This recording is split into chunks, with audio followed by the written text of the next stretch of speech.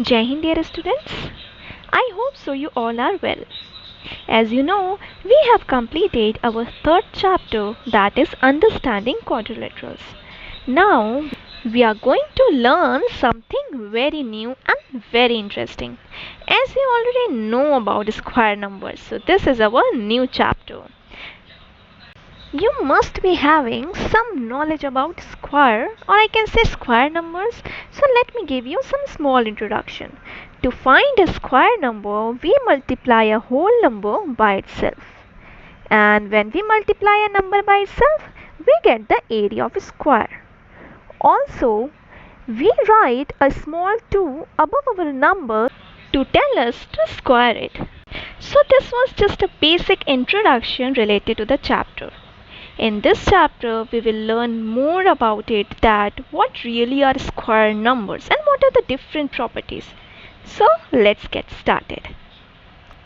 So now let us revise what are square numbers. So you already know that when we multiply a number by itself, we will get a square number as the answer, right? Using the same concept, if I ask what will be the area of a square, so the first step to find the area of a square having side 3 meter will be equal to, yes, correct, that will be 3 times 3, or we can say 9 meter square. Got it? Squaring of a number, you have already learned something in your grades 5 and 6. So if I give you that number right now, it will be quite easy for you, right? So you have used the basic concepts that time, or I can say you have used your tables, or you have done the long multiplication. But in this chapter we are going to learn more about square and square roots. Now let's take a look at the first square numbers. These are the multiplication chart. You can see the multiplication of number by itself is a square of a number. Or we can say square of a number is a number multiplied by itself. So if you will learn the square of a number through this chart, 1 times 1 gives you 1, 2 times 2 gives you 4, 3 times 3 gives you 9, 4 times 4 gives you 16, 5 times 5 gives you 25. Just check out the row and column wherever they will meet, the common number will be your answer. As we have done for 6. Now 7 times 7 is 49. 8 times 8 is 64. 9 times 9, when you will see 81 is a number. Now for the 10 square we will get 100. For 11, yes, 121, and for 12 we will get 144. Now the best part, you could keep going forever and never list them all. But this we can immediately spot without tables knowledge. Now if this is easy for you, I think so, yes, right? So let's take some more example related to the area of square. So here we have one square whose side is given 6 centimeter, and we have to find the area of the same, right? As we have already learned, and I think so you have know also, that to find the area we just need to find the square of a side or a number, that is 6 square, which gives 36, right? I think so before me you have already found your answer. So area of a square is 36 centimeter square. How easy it is, correct? Now sometimes what can happen, the area of a square can be given and you need to find the side length. So what we will do in this type of question? Yes, I know this is new kind of question, but it's great because you just need to rev up your maths thinking. And to work out, just think about the question. that what will be the number that will multiply by itself to give result 16.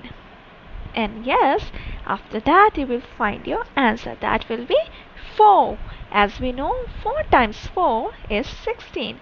So our side length will be 4 centimeter. In this way we can easily find area of a square, or with the area we can easily find the side length. And I know that you are already aware of all these parts, like you know that how to find area of a square and the side length if area is given. We are just doing introduction.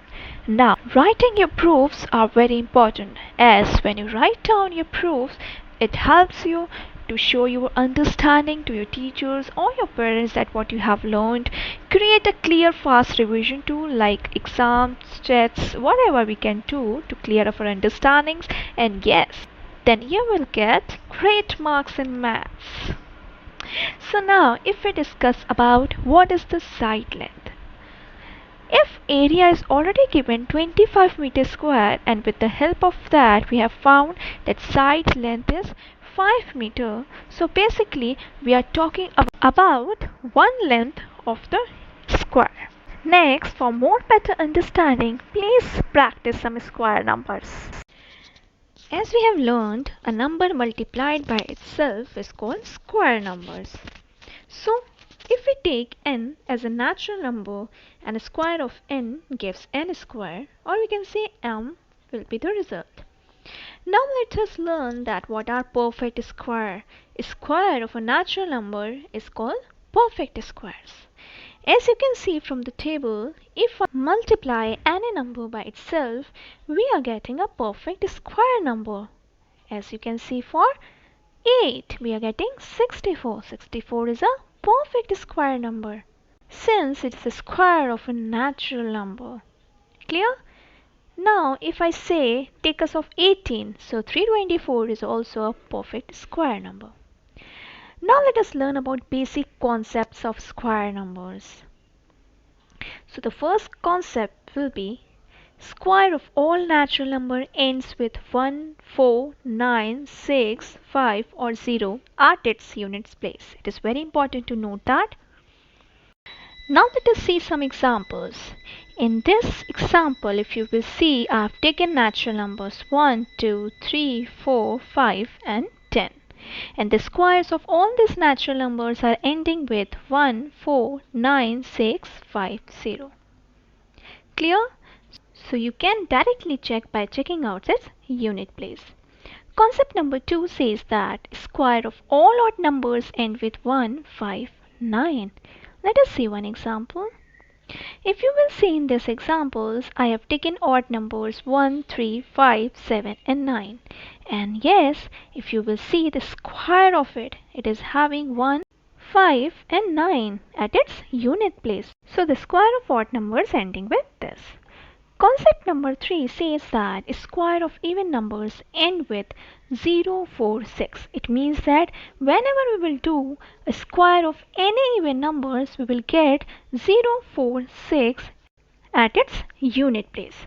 Now suppose if I take a square of an even number, then you can directly see that if I do a square at its unit place, we are getting 0, 4 or 6 only. So this is the concept behind it, the square of even numbers and with 0, 4 and 6. Now moving to concept number 4. Numbers ending with 1 or 9 have 1 at its unit place of their square. Suppose if we will do the square of a number ending with 1 or 9, we will always have 1 at its unit place.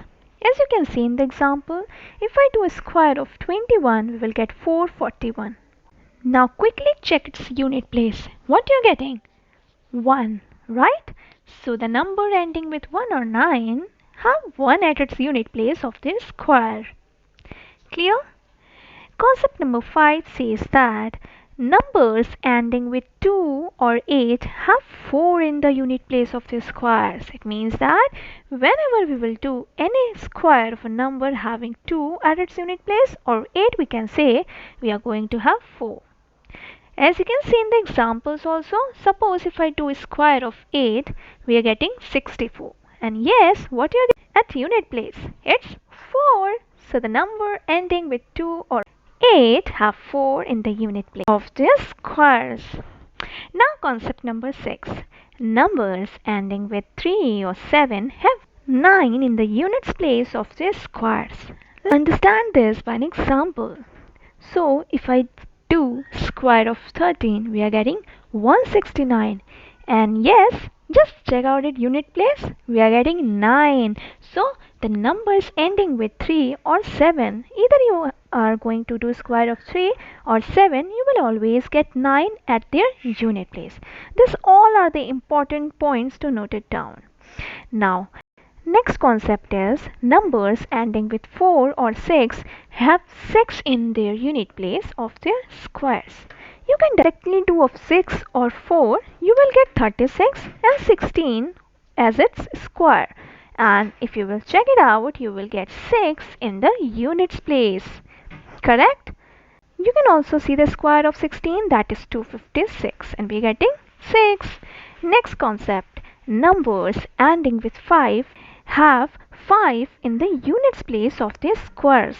So it is so understandable that if we do square of any number ending with 5, then the unit place of the squares will be 5 only, as 5 square will be 25. See, unit place 5. 25 square is 625 and the unit place is 5. Clear? Now, concept number 9. Number ending with 0 have 0 in the units place of the squares. Now I think so it is the most easiest one. As if you will see any square of a number ending with 0, you will always get 0 in the units place. Right? One more thing, whenever you will do square of a number containing number of zeros, just double it out. Now let's come to the bonus concept. This is very important and magical concept that if sum of two numbers is 10, then unit place of this are same. But how? So let us check out by an example. Suppose if I do square of 1 and 9, sum of digits is 10. 1 square gives you 1, 9 square gives you 81. And yes, check out a unit digit of square, it is 1 only. Let us take one more example. 3 plus 7 gives you 10, and on squaring we are getting 9 and 9. So just magical thing it is, right? Now as you can see, this is a concept map, or I can say summary of what we have learned today. Try to make your concept map and also keep this all concepts in mind for better understanding. I hope you have understood the concept related to this. Now let's learn more in our next video. Till then, thank you and take care.